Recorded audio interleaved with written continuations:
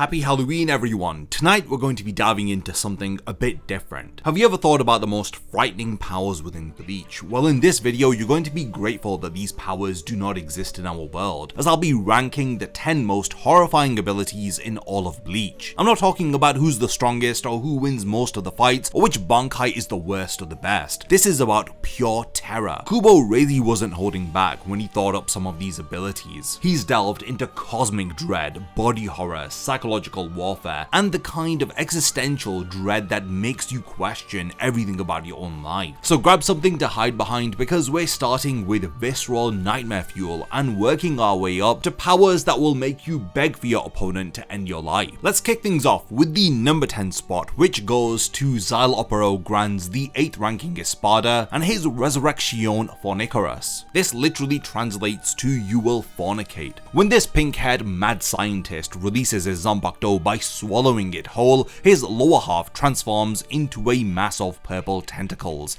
and that's just the beginning of the nightmare. His signature ability, called Puppet Theater, is where things get very sickening. He ensnares you into those wing-like appendages, spits you out in a slimy sack, and births a voodoo doll of your body, complete with miniaturized, blood-covered replicas of all of your organs. You are able to see them. These small squishy bits are labeled in Spanish after all of the separate organs within your body, as he then proceeds to play with your innards like toys. For example, he'll take out your liver, break it in two, and your real liver will rupture. You can crush the heart and your actual heart will stop. When Uryu Ishida faced this ability, he watched Xylopero gleefully tear organs from the doll while Uryu writhed in agony, which really was difficult to watch. Xylopero saves his most grotesque trick for last. This is called Gabriel. It's a power where if he is critically injured, he can insert himself into a target's body and be reborn from inside of them. We witnessed this horror show when he forced himself down Nemu Kurotsuchi's throat as a blob. He then chews his way out of his victim's body by absorbing all of the chemicals and fluids of the victim like a parasite. He hatches out of their body, leaving a cocoon or a husk of the victim. This is literally the alien chestbuster scene cranked to 11. Gabriel was so disturbing that it was actually heavily censored within the anime. Xylopero resurrected himself with Nemu's body using Gabriel, but in the anime it was completely redone so that it could be toned down. In the manga, he lays his egg inside of her and emerges headfirst from her mouth. In the anime, he instead is resurrected from an embryo which emerges from Nemu's mouth and develops into Xylopero. Also, the anime censors how dried up and decrepit Nemu looks after Xylopero is reborn. There is something uniquely horrifying about the personality and abilities of Xylopero. He literally reduces his opponents down to a biological experiment, and honestly the only person that could have defeated him was Mayuri Kurotsuchi, so watching the two of them fight in the Arrancar arc was incredible, and I'm looking forward to seeing more of this character when Bleach returns with the Hell arc. Next we have Giselle Guel and her Shrift the Zombie. Giselle is able to transform battlefields into scenes from a George Romero film, except these zombies are your former friends and they've been drenched in blood, which functions as a biological weapon. Giselle's blood is the infection vector. One splash of this blood on your skin and you're done. Your body darkens, your limbs stop responding, and suddenly you're a corpse following her commands. The Shinigami who first encountered her ability had their skin darkened before they realized what had happened, and she forced them to slit their own throats while they were still aware enough to beg her to stop. This is the real kick in the teeth. These zombies retain fragments of consciousness. They are able to speak in broken sentences and they know what they are doing, but they cannot stop themselves from carrying out Giselle's orders. The amount of blood required to transform someone into a zombie varies based upon spiritual pressure. For weak opponents, a single drop reaching the brain is enough. For captain level fighters like Hitsugaya, Kensei, and Rojiro, Giselle will need to saturate their entire bodies with blood, which is why they have that disturbing reddish skin tone when they are zombified. They became meat puppets idiots with their personalities wiped clean, attacking their former comrades while Giselle giggles in the background, calling them her toys. What makes this especially horrifying is the betrayal factor, which is amplified by Giselle's personality. She had murdered her own friend Bambietta not in battle, but deliberately killing her just to make her a zombie. When Bambietta's corpse begged for more blood, Giselle beat her face into the ground while screaming, "You're already dead." The casualness of her cruelty is fascinating, and it adds layers of psychological horror to the gore that's accompanied with the zombie. When you're facing off against Giselle, you're actually terrified to wound her because this is what she wants. Every drop of her blood is a potential infection, and if she's bleeding heavily, you're basically fighting in a minefield where every step could turn you into her slave. Even after death, she can summon your corpse anytime that she wants, and your body never truly belongs to you again. Giselle's power really is broken if it's utilized properly. It's effectively a zombie apocalypse horror that's been weaponized into a single person's ability. In the number 8 spot, we're bridging physical and psychological terror with Pernida's ability, the Compulsory. Pernida is literally the severed left hand of the Soul King given sentience. Its Shrift ability, the Compulsory, represents body horror that's mixed with the loss of autonomy in the most visceral way possible. Pernida's Shrift, the Compulsory, extends its nerves like tentacle threads, and it invades its opponent's body. Once those nerves penetrate your flesh, Pernida is able to twist, warp, and control your body against your will. We're not just talking about gentle puppet strings here, we are talking about your limbs bending backward in spirals until your bones snap and flesh tears like wet paper. When Kimpachi got hit with this ability, his arm contorted into a corkscrew. He had to actually rip his own arm off to stop the spread, and even then the severed arm kept twisting until it melted into a puddle of blood and gore on the ground. When a Shinigami's body gets invaded by Pernida's nerves, they start writhing and twisting until their body literally shatters. Blood splatters everywhere. We had seen this ability used for the first time when Pernida grabbed the body of Senjumaru and twisted her into a ball of meat, contorting her body until it was grinded into a puddle of blood. The real nightmare with Pernida is that it continues to evolve. It's the left arm of the Soul King governing the concept of progress, which is continuous evolution. Every time that its nerves touch something, it learns from it and adapts. It had actually absorbed Kimpachi's power level and copied Mayuri's modified Bankai abilities, and it was gradually getting smarter and smarter as it was fighting Mayuri. When you wound Pernida, it doesn't weaken, it splits into multiple clones, each with their own eyes sprouting from severed knuckles. Tiny bloody fingers are seen wriggling from stumps as new bodies grow, thus building upon this body horror imagery which Kubo incorporates into Pernida. Pernida hides under a Quincy cloak until it reveals its true form, which is a massive disembodied hand with a bulging eyeball in its palm. The Compulsory really does earn its spot here, not through sheer destructive power, but through the gruesome way in which it violates its opponent's physical form. Your body no longer is your own, and it's gradually twisted into this lump of meat, and the worst part is you're conscious enough to feel every single bone break and muscle tear. With position 7, we're moving on from monster horror into metaphysical terror with Gremmy's Shrift ability, the Visionary. This is where Gremmy is able to transform anything that he imagines into reality. He's not manipulating existing matter or casting illusions, he is literally rewriting reality based on whatever pops up into his head. Gremmy demonstrated that he can transform bones into cookies, and he had even killed 2 captain level opponents instantly by imagining them dead. No warning, no defense, he just instantly killed them because he thought about it. He can also create lava, water, missiles, machine guns, or a gigantic meteorite capable of destroying the entire Serite. The Visionary was even shown to be able to create life. This is sentient beings with their very own Shrift abilities, like Guana Li, who could erase himself from people's memories. Now, what about the horrifying applications of this power? Gremmy can imagine a vacuum of space around you, and suddenly you're suffocating in zero atmosphere, your lungs rupturing from the pressure differential, blood boiling in your veins as you experience the agony of rapid decompression. He could imagine infinite gravity crushing you into paste, or that your body is made of glass and it shatters at the slightest touch. He could even dream you into non-existence or trap you in scenarios that are worse than death. The psychological horror of being pitted against a power like the Visionary is profound. How do you fight someone whose thoughts are weapons?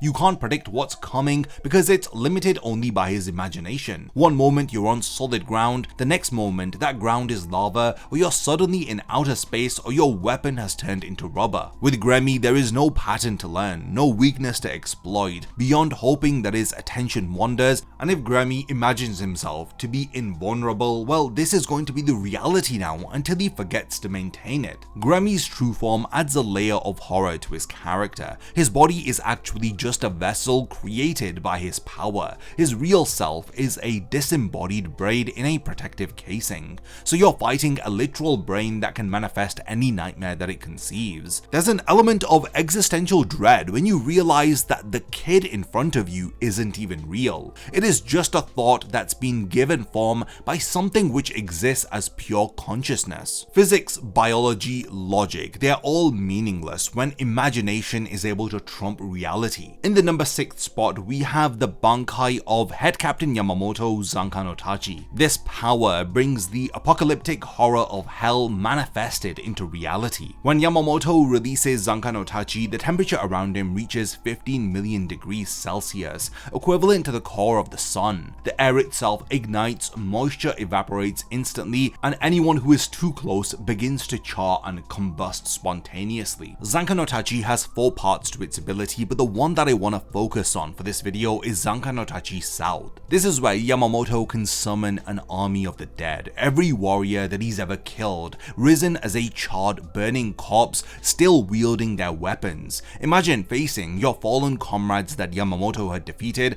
as their bodies are blackened and smoldering. Eye sockets are empty as they march towards you with an army of the undead. These aren't necessarily zombies in the traditional sense, they are ash corpses animated by Yamamoto's flames, warriors who died by his blade now serving him in the afterlife. They retain enough of themselves to fight with their former skills, but they are clearly not alive. They are gruesome monuments to Yamamoto's 1000 years of warfare, which have been given a horrific form. The visual of a burning skeleton army emerging from flames, backlit by fire while ash falls like snow, is biblical in its horror. It's the rider of death bringing forth his plague. Yamamoto's Bankai truly represents apocalyptic terror when you're facing off against something so powerful that its mere presence can warp reality, combined with the horror of the dead rising to serve their killer. Next, we're fully ascending into cosmic horror and existential dread territory, with the number 5th spot going to Yhwach's the Almighty. This power is omniscience combined with the ability to alter every possible future. When those eyes open, Yhwach is able to see every branch of every timeline, every possible outcome of every action, and he can change any future that he doesn't like. If you're thinking about fighting against this ability, you better have a strategy in mind, because he's already seen whatever you're going to do and he's already countered it in the future. If you develop a new technique, well, he's witnessed you using it 10 timelines ago.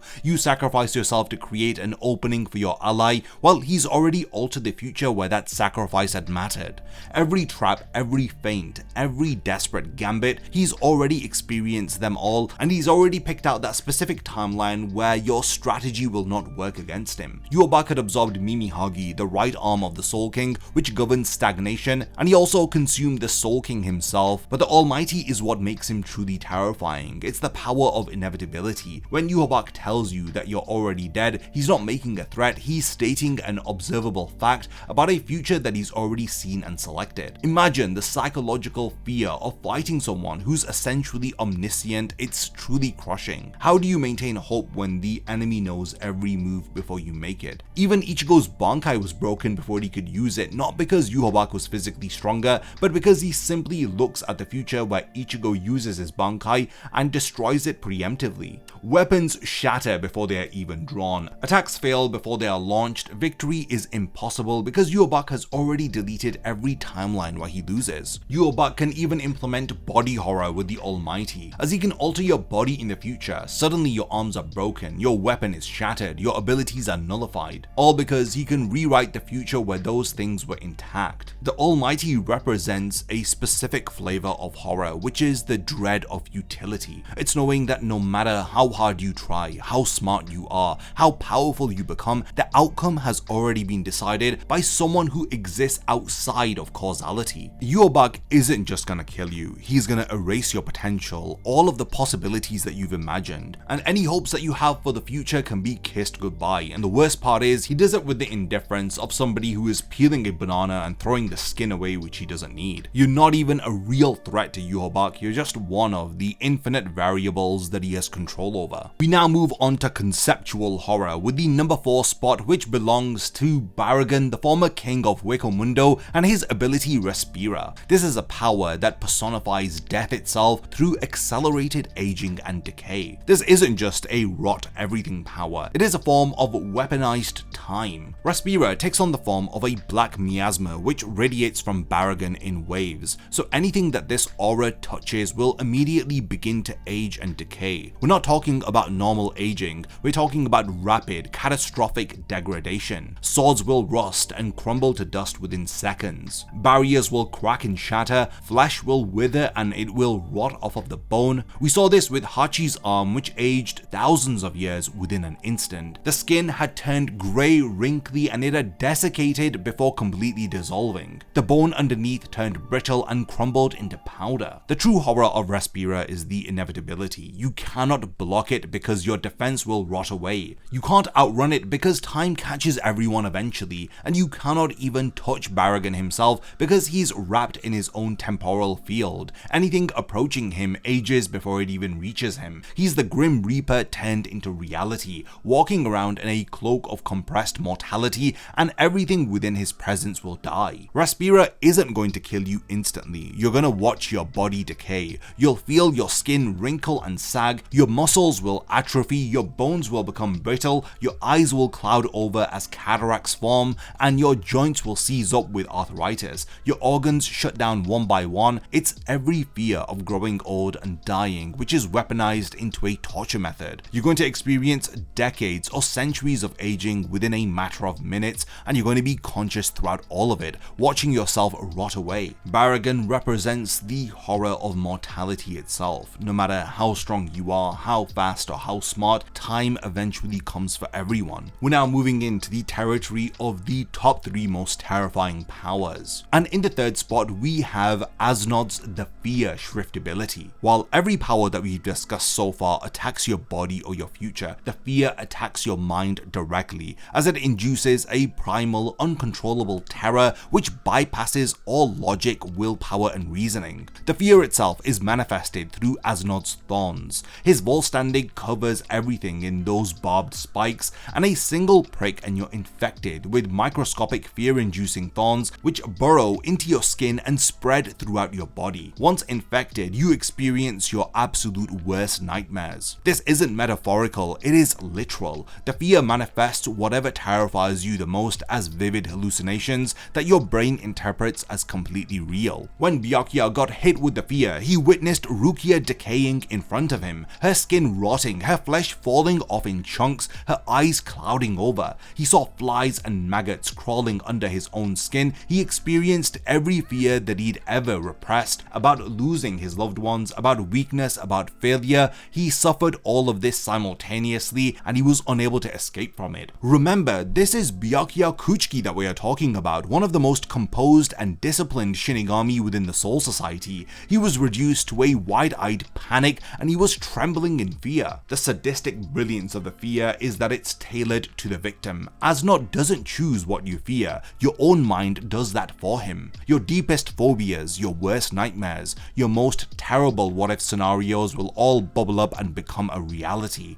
For someone afraid of spiders, they're suddenly going to be crawling inside your skin by the thousands. For someone with claustrophobia, the walls are closing in and you can't escape. For someone who fears death, you'll feel yourself dying over and over, experiencing the agony of it each time. The worst part of the fear is that you can't rationalize your way out of it. Byakuya knew intellectually that Rukia wasn't actually rotting in front of him, but his body responded anyway. His heart was racing, his breathing became shallow, and his pupils dilated. Asnod's shrift hijacks your autonomic nervous system, triggering genuine fight or flight responses that you cannot control. Your mind knows it's not real, but your body doesn't care. The fear is visceral, primal, and overwhelming. Asnod's Volstandig Tartarus transforms him into something truly nightmarish as he becomes a skeletal figure draped in thorns with multiple eyes opening across his body. These eyes then become fear-inducing, so Asnod no longer needs to use those thorns to inflict you with his shrift. The philosophical horror of the fear is that as long as you're alive, you'll fear death. You cannot logic your way past that. Even if you're able to overcome your specific phobias, the fear will simply manifest the fundamental terror of ceasing to exist. This is an attack on the psyche that has no counter except for the one that Rukia had demonstrated, where she literally died and was revived, thus conquering the fear of death itself. The reason why the fear is ranking so highly on this list of terrifying powers is because it's the most personalized horror ability on this list. Every other power is going to kill you in the same way regardless of who you are, but the fear turns your own mind into your enemy. It weaponizes your memories, your trauma, and your deepest anxieties. So yeah, you're not just fighting Asnod, you're fighting every nightmare that you've ever had, every phobia that you've suppressed, and every existential dread that you've tried to ignore. And for most people, this is a fight that they simply cannot win against. In the number 2 spot, we have a power that will make you question the fundamental nature of your existence. This is Sosuke Aizen's Kyoka Suigetsu. Once you've seen Kyoka Suigetsu's release, Aizen is able to control all 5 of your senses forever.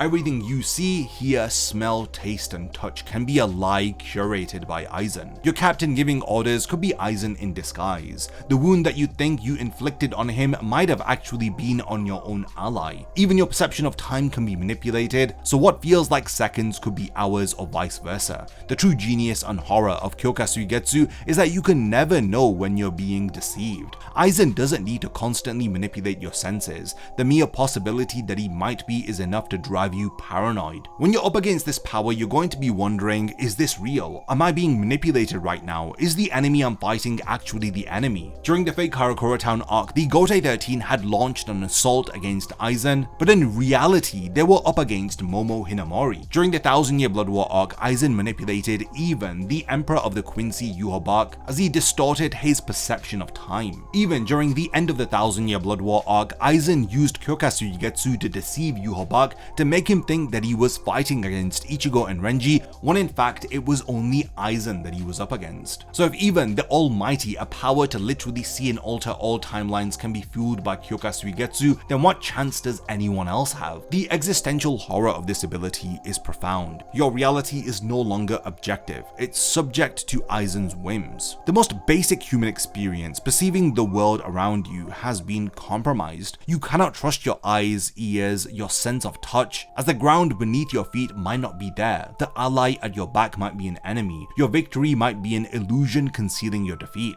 Unlike the fear which attacks you with terrifying hallucinations, Kyoka Suigetsu is more subtle. Aizen can make everything seem normal while completely restructuring your perception of reality. You might be fighting a hopeless battle while believing that you're winning. You could be dying while convinced that you're perfectly fine. The deception is so complete that even discovering that you've been tricked doesn't help you escape. You still can't trust any new information because it could also be false. The psychological impact of prolonged exposure to this power is devastating. How do you maintain your sanity when you cannot trust your own senses? How do you form strategies when you can't verify basic facts? How do you fight when your target might not even exist? You have to remember, some of the smartest minds within the Soul Society had spent over 100 years trying to find a counter to Kyoka Suigetsu, and they came up empty because the only weakness is to never see its release in the first place. And honestly, Honestly, if you're listening to this, then it's already too late. Since when were you under the impression that I wasn't using Hyokasuigetsu? And now we finally reached the number one most terrifying power in my opinion within Bleach. This is an ability that's so insidious, so fundamentally violating, that it represents horror in its purest, most disturbing form. This ability will convince you that your uncle is Tsukishima. We are of course talking about Book of the End, Tsukishima's Fullbring. Now this power doesn't torture your body, it doesn't even make you hallucinate.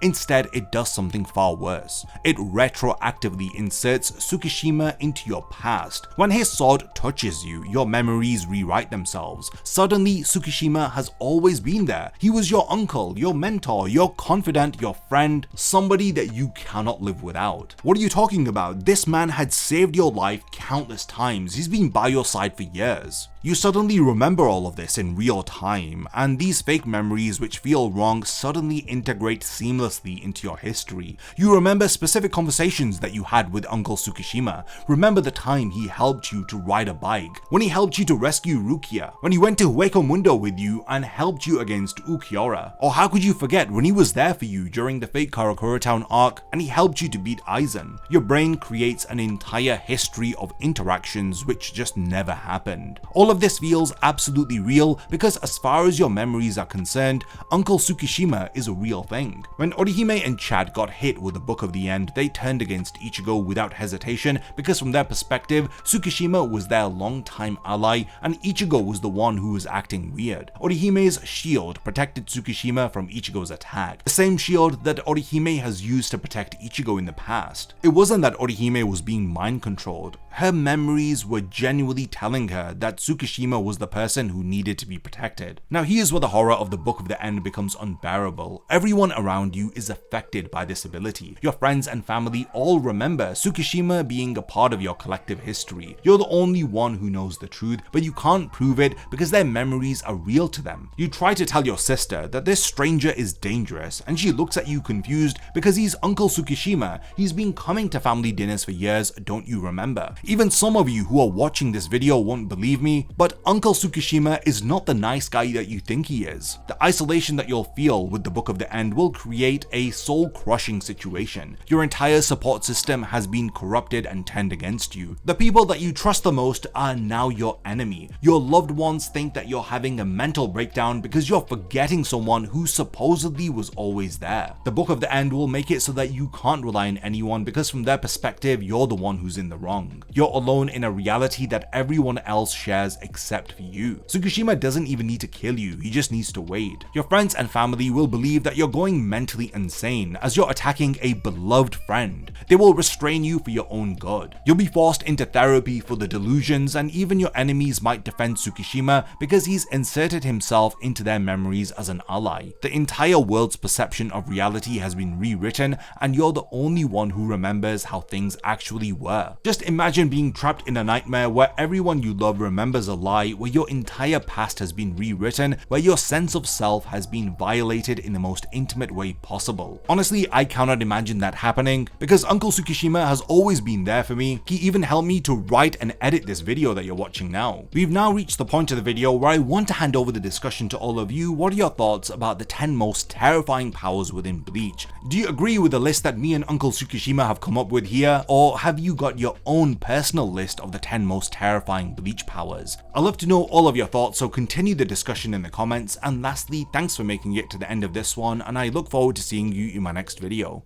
A massive thank you goes out to all of my amazing Patreon supporters for helping to make this video possible. If you also want to support the channel and see your name in the end of my videos, then check out my Patreon, which has loads of perks like early video access and so much more. Thank you for sticking around till the end of the video, and whatever you contribute will mean a lot to me.